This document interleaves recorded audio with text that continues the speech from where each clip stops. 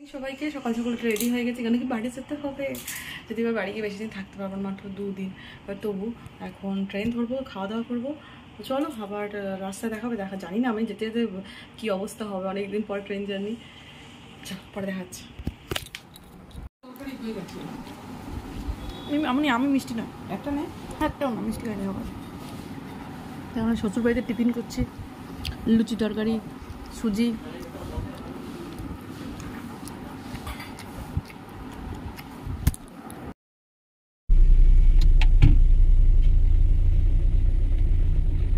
আমি আইতেছি কাটোয়া থেকে আবার কালনা, কিন্তু এই রোদে যদি আমি সেদ্ধ হয়ে বাড়ি না যাই।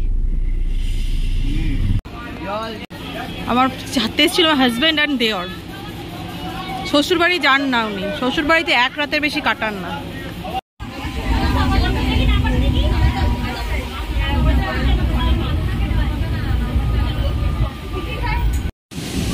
চলে এসছি আমার শহর কালনা,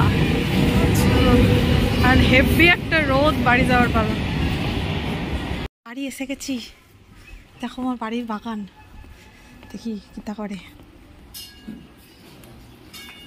হ্যাঁ দূর, টোটোটা কি পাঠাবা নাকি? ওরে বাবা রে, হ্যাঁ আমি আর এদিকে দিক তাকাচ্ছি, টোটোটা কি পাঠাবা নাকি? চোখে রে কি গরম,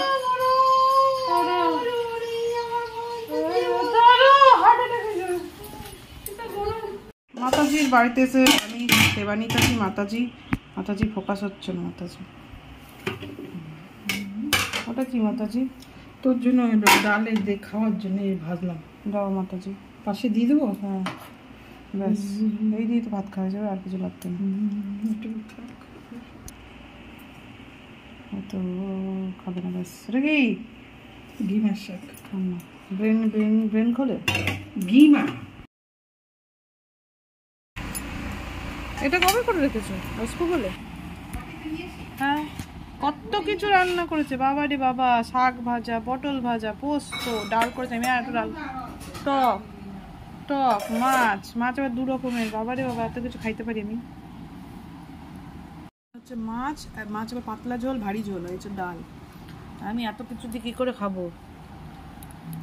তো আমি এখন হচ্ছে একটু বেরোচ্ছি মায়ের সাথে, কেন কি জানো তোমরা সবাই, মা হচ্ছে একমাত্র আমি এলেই মায়ের বেরোনো হয়, আর নইলে বেরোনো হয় না। তো চলো মাকে এখন একটু যাই, মা একটু কেনাকাটা করছি ট্রায়াল রুমে। আমাকে বার্থডে গিফট দিচ্ছি, বার্থডে গিফট না দেখা হচ্ছে না।